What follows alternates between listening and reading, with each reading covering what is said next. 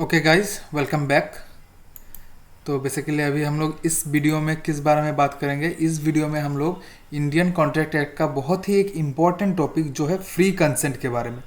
Free consent के बिना एक एसेंशियल एलिमेंट है हम लोग का कॉन्ट्रैक्ट बनने के लिए कि विदाउट फ्री कंसेंट हम लोग का कोई कॉन्ट्रैक्ट बन ही नहीं सकता है। ओके, कोई भी कंसेंट कोई भी कॉन्ट्रैक्ट अगर बनना हो तो फ्री कंसेंट होना ज़रूरी है, मस्ट है। ओके, तो हम लोग चलिए देखते हैं फ्री कंसेंट के बारे में। फ्री कंसेंट हम लोग देखते हैं,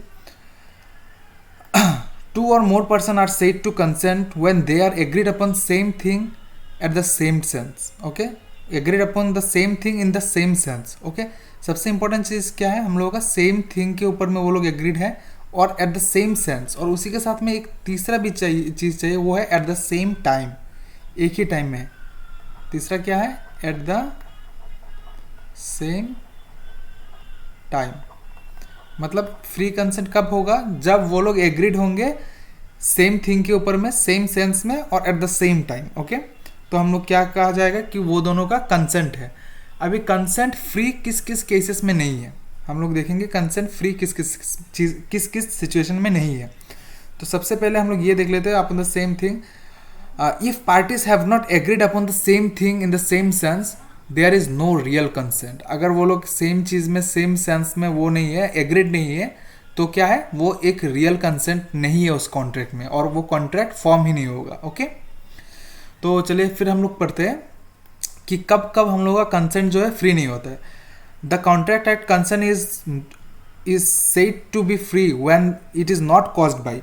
अगर कंसेंट इस पांच चीज़ के द्वारा अफेक्टेड नहीं है, ये पांच चीज़ों के द्वारा अगर कंसेंट अफेक्टेड नहीं है, तो हम लोगों का कंसेंट को क्या कहा जाएगा, कंसेंट को कहा जाएगा कि वो फ्री है, वो एक फ्री कंसेंट है। Okay, free from biasness, free from any pressure.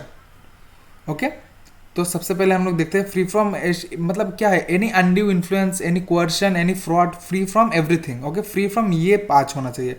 अगर इस पांच चीज़ से फ्री है तो उसे क्या कहा जाएगा, कंसेंट क्या है, फ्री है। ओके, तो सबसे पहले क्या है, कोअर्शन। हम लोग कोअर्शन के बारे में सबसे पहले देखेंगे। ओके, तो चलिए कोअर्शन कौन सा सेक्शन बोलता है, कोअर्शन बोलता है सेक्शन 15। और क्या क्या देखने वाले हैं, फिर कोअर्शन के बाद हम लोग देखने वाले undue influence, fraud, misrepresentation, mistake, ये सब हम लोग देखने वाले हैं। तो सबसे पहले हम लोग क्या देखेंगे, सबसे पहले हम लोग देखेंगे कोअर्शन के बारे में। Okay, what is coercion?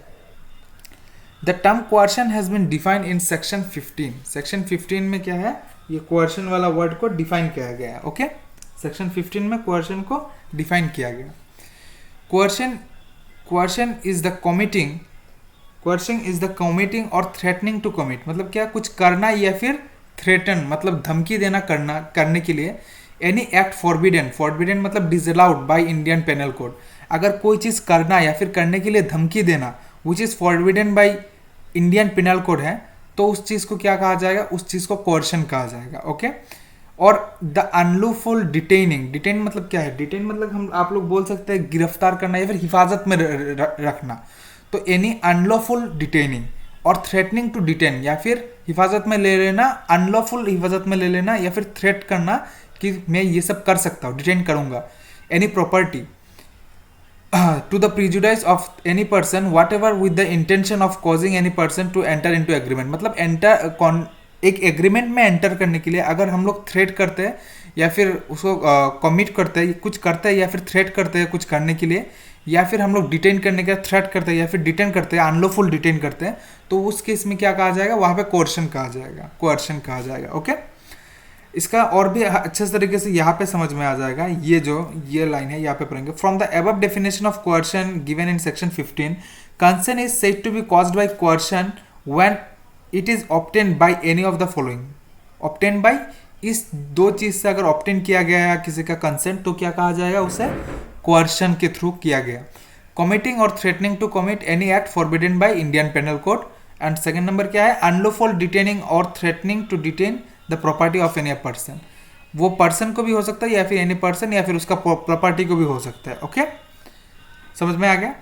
Coercion में come from a person party to contract और even third person not connected with contract directly. मतलब क्या, कोअर्शन ऐसा नहीं है कि कोअर्शन प्रेशराइज, ऐसा नहीं है कि सिर्फ जो कॉन्ट्रैक्टिंग पार्टी है उनके द्वारा ही, इवन यहाँ पे थर्ड पार्टी के द्वारा भी, नॉट कनेक्टेड टू कॉन्ट्रैक्ट, वो भी क्या कर सकते हैं, कोअर्शन, मतलब उनका क्या कर सकते हैं, कंसेंट को हार्म कर सकते हैं। Okay, unlawful detaining almost also amount to coercion, मतलब क्या, अनलॉफुल डिटेनिंग जो हम लोग पहले भी पढ़ चुके हैं, अनलॉफुल अगर हम लोग डिटेन करके रखेंगे तो वो क्या होता है, और give threat to detain any property to the prejudice of any person whatever with the intention of causing any person to enter into agreement amount to coercion, मतलब एग्रीमेंट में एंटर करने के लिए अगर हम लोग कोई भी अनलॉफुल डिटेन करते हैं या फिर धमकी भी देते हैं कि डिटेन करने का, तो उस केस में क्या होगा, उसको कोअर्शन ही कहा जाएगा।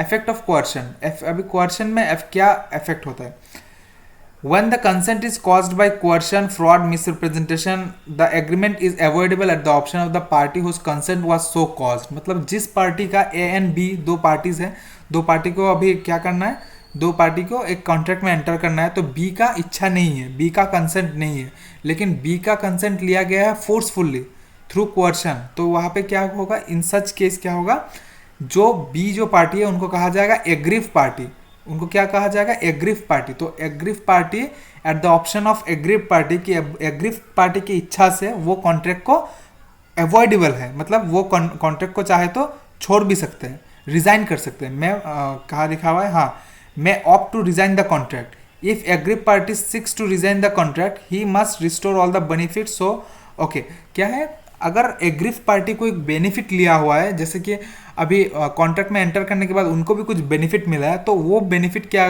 करना पड़ेगा, उनको बैक करना पड़ेगा, रिस्टोर करना पड़ेगा सेकंड पार्टी को, तो ही वो क्या कर सकते हैं, अवॉइड कर सकते हैं, ये एक वॉइडेबल कॉन्ट्रैक्ट बन जाएगा। Okay, it should be noted that threat to commit suicide also amounts to coercion, मतलब क्या है, अगर आप थ्रेट कर देते कि मैं सुसाइड कर लूंगा, ये अगर तुम कॉन्ट्रैक्ट में एंटर नहीं करते हो तो मैं सुसाइड कर लूंगा, ऐसा चीज़ को भी क्या कहा जाएगा, कोअर्शन ही कहा जाएगा। ओके, ये हम लोग नीचे भी पढ़ने वाले हैं, तो ये एक वन बाय वन पढ़ लेते हैं। Some special cases which are prone to be construct cases of coercion are discuss as. Okay, ये कुछ स्पेशल केसेस है, ये हम लोगों को पढ़ना पड़ेगा जानने के लिए कि कोअर्शन कब होता है कब नहीं होता है। Okay, prosecution, a mere threat to prosecute, अभी हम लोगों को ये समझना पड़ेगा कि प्रोसिक्यूट का मतलब क्या है, प्रोसिक्यूट मतलब मुकदमा, कि अगर हम लोग ऐसा बोलते हैं कि हम किसी के ऊपर में मुकदमा कर लेंगे तुम्हारे ऊपर में, या फिर मैं क्या करूँगा, to file suit against someone against him does not constitute a coercion, मतलब किसी के ऊपर में मुकदमा करना या फिर किसी के ऊपर में केस करना, किसी के ऊपर में एफआईआर करना, उसको कभी भी हम लोग एज ए कोअर्शन नहीं कर सकते। और ये एक केस लॉ में भी ये जजमेंट दिया गया था, Andhra sugar limited versus state of Andhra Pradesh, इस केस में क्या किया गया था, जजमेंट दिया गया था। ओके, फिर नेक्स्ट देखते हैं high prices and high interest rate, charging high interest rate, high prices etcetera is not coercion, मतलब अभी किसी को हम लोग क्या करते हैं, बोलते हैं कि अगर तुम कॉन्ट्रैक्ट में एंटर नहीं करोगे तो हाई इंटरेस्ट चार्ज करूंगा या फिर तुमसे हाई प्राइस चार्ज करूंगा, ये इट इज़ नॉट, ये क्या है, prohibited, is not prohibited under Indian panel code, so ये क्या है, ये भी कोअर्शन नहीं है। But when we come to the third case, a threat to commit suicide, consent to an agreement may be at times be obtained by threatening to commit suicide, मतलब ऐसा भी कोई ऐसा कॉन्ट्रैक्ट में एंटर कर सकता है ऐसा बोल के कि अगर तुम कॉन्ट्रैक्ट में एंटर नहीं करोगे तो मैं सुसाइड कर लूँगा। In such case Madras high court ने बोले हैं कि थ्रेट टू कमिट भी अगर तुम देते हो तो भी उसको इट्स अमाउंट टू क्या है, कोअर्शन। और एक चीज़ ये लास्ट वाला लाइन पढ़ लेना आप लोग, suicide is not punishable by the Indian panel Code, only attempt to suicide is punishable, suicide कभी भी पनिशेबल नहीं है as per Indian Penal Code, but suicide, attempt to suicide क्या है, वो पनिशेबल है। ओके, नेक्स्ट हम लोग अभी हम लोग का जो कंसेंट है वो किसके द्वारा इफेक्ट हो सकता है। First thing is that consent can be disturb by और फ्री कंसेंट, मतलब अगर हम लोगों का कंसेंट ऑब्टेन करना है वो कॉज्ड किस चीज़ से हो सकता है, फर्स्ट इज हम लोगों का may be caused by coercion and second is undue influence. अभी हम लोग पढ़ने वाले हैं अनड्यू इन्फ्लुएंस के बारे में। अनड्यू इन्फ्लुएंस कौन सा सेक्शन बोलते हैं, 16, ये वाला आप लोग नॉर्मली सीख सकते हैं कि ये सब सेक्शन के बारे में, कोअर्शन 15, फिर अनड्यू इन्फ्लुएंस 16, फिर फ्रॉड 17, मिसरिप्रेजेंटेशन 18 और फिर 19 को छोड़ के फिर मिस्टेक 20, 21 एंड 22। वो भी हम लोग जब मिस्टेक के पार्ट में जाएंगे तब समझेंगे कब 20, कब 21 और कब 22। ओके, तो अभी हम लोग देख लेते हैं। हाँ, कहा गया या अनड्यू इन्फ्लुएंस। अभी अनड्यू इन्फ्लुएंस कब कहा जाएगा? A contract is said to be induced by undue influence where the relations subsisting between the parties are such that one party is in a position to dominate the will of the other and uses that position to obtain unfair advantage of the other। मतलब क्या है, यहाँ पे दो parties जो है contract में, वो दोनों इन ए पोजिशन, एक पार्टी जो है इन ए पोजिशन है कि वो क्या कर सकते हैं, दूसरा पार्टी का विल, इच्छा को क्या कर सकते हैं, डोमिनेट कर सकते हैं अपने एडवांटेज के लिए, अनफेयर यूज कर सकते हैं अपने एडवांटेज के लिए। मतलब सोचिए कि यहाँ पे दो पार्टी है ए एंड बी, ए का पास में एक ऐसा मतलब पावर है कि वो बी का इच्छा को डोमिनेट कर सकते हैं थ्रू हिज पावर। और वो कैसे, वो पावर कैसा मिलता है, वो एक मतलब रिलेशनशिप रहना पड़ता है, और उस रिलेशनशिप को क्या कहा जाता है, देयर इज फिड्यूशियरी रिलेशनशिप। और उन दोनों का क्या रहना चाहिए, अथॉरिटी क्या है, रियल एंड अपरेंट अथॉरिटी। ये वाला लाइन हम लोग पढ़ते हैं, where he holds a real and apparent authority over the other. मतलब क्या है, उन दोनों के बीच में रियल एंड अपरेंट अथॉरिटी है। और where he stands in a fiduciary relationship, उन दोनों के बीच में फिड्यूशियरी रिलेशनशिप है। अभी हम लोग देखते हैं वैसा रिलेशन कौन कौन सा हो सकता है। ओके, वैसा रिलेशन किस किस के बीच में हो सकता है, जैसे कि यहाँ पे देख लेते हैं हम लोग, पेरेंट एंड चाइल्ड। अभी अपने माता पिता और अपने बच्चे, अगर माता पिता चाहे तो ऐसे रिलेशनशिप में है कि वो लोग चाहे तो उन लोगों का विल को, उन लोगों की इच्छा को क्या कर सकते हैं, इन्फ्लुएंस कर सकते हैं। फिर क्या है, गार्जियन एंड वर्ड। फिर क्या है, doctor and patient, solicitor and client, trustee and beneficiary, religious adviser. ये रिलीजियस एडवाइजर क्या होता है, हम लोगों का बाबा लोग होते हैं ना, जो लोग कुछ साधु बाबा लोग, साधु संत लोग हम लोग देखते हैं, वो सब। फिर क्या होता है, फाइनेंस, फियांसे एंड फियांसी, आप लोगों को समझ में आ गया, शादी करने वाले। ओके, फिर क्या है, landlord and tenant, debtors and creditors, husband and wife. Okay, ये सब है। चलिए अभी दूसरा लाइन पढ़ते हैं हम लोग। दूसरा लाइन में क्या लिखा हुआ है देखते हैं। वेट, मार्कर चेंज कर लेता हूँ मैं।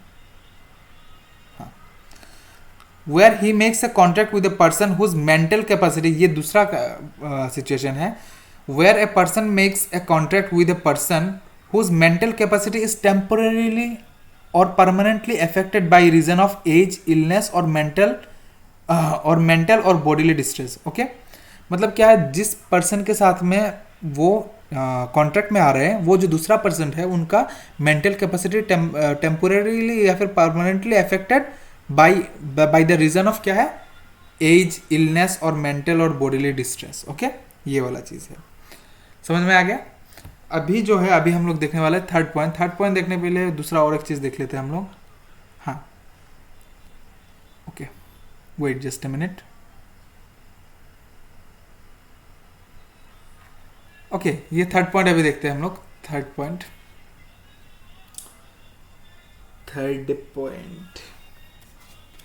Where a person who is in a position to dominate the will of another enters into a contract with him and the transaction appears at the face of the evidence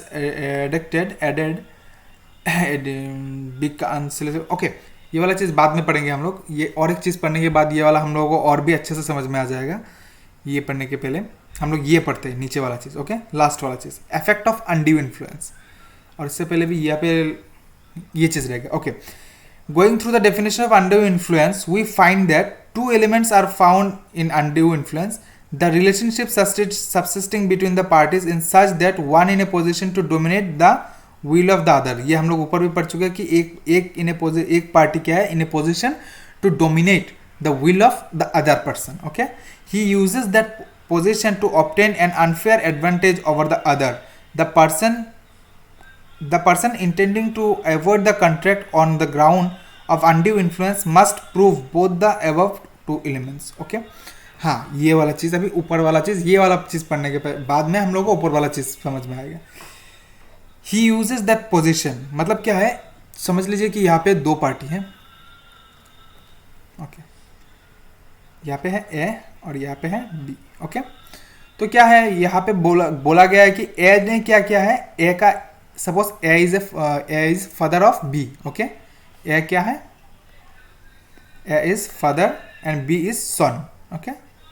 okay, तो यहाँ पे क्या हुआ है, ए ने क्या किया है, अपने फादर ने क्या किया, अपने सन के ऊपर में ये जो अनड्यू इन्फ्लुएंस वाला है इसके थ्रू में एक कॉन्ट्रैक्ट में एंटर कर लिया सपोज। हाँ, तो अभी क्या होता है, if he uses that position to obtain an unfair advantage over the other, मतलब क्या है, ए ने यूज किया है अपना पोजीशन बी के ऊपर में for unfair advantage over the other, unfair advantage लिया है। The person intending to avoid the contract on the ground of undue influence must prove both the above two elements, मतलब क्या है, जो बी है इस केस में क्या है, ये जो हम लोगों का पर्सन है बी, इन सच केस बी को प्रूव करना पड़ेगा कि ए ने हम मेरे ऊपर में क्या किया है, अनड्यू इन्फ्लुएंस के द्वारा मुझे इस कॉन्ट्रैक्ट में एंटर करवाया है। ए ने क्या किया है, अपना अनड्यू इन्फ्लुएंस, अपना मतलब अपना अथॉरिटी, एक क्या था, रियल एंड अपरेंट अथॉरिटी और फिड्यूशियरी रिलेशनशिप के द्वारा मुझे क्या किया, इन्फ्लुएंस करके कॉन्ट्रैक्ट में एंटर करवाया है। ये प्रूफ किसको करना पड़ेगा, ये बी को करना पड़ेगा। Okay, the person intending to avoid the contract, मतलब जो पर्सन कॉन्ट्रैक्ट को अवॉइड करना चाहता है, यहाँ पे कौन करना चाहता है, बी, क्योंकि सन का विल को क्या किया गया, अफेक्ट किया गया है फादर ने। ओके, तो यहाँ पे ये प्रूफ करने का जिम्मा किसके ऊपर में, हम लोग के बी के ऊपर में ये जिम्मा है। But at the same time ऊपर चलते हैं हम लोग।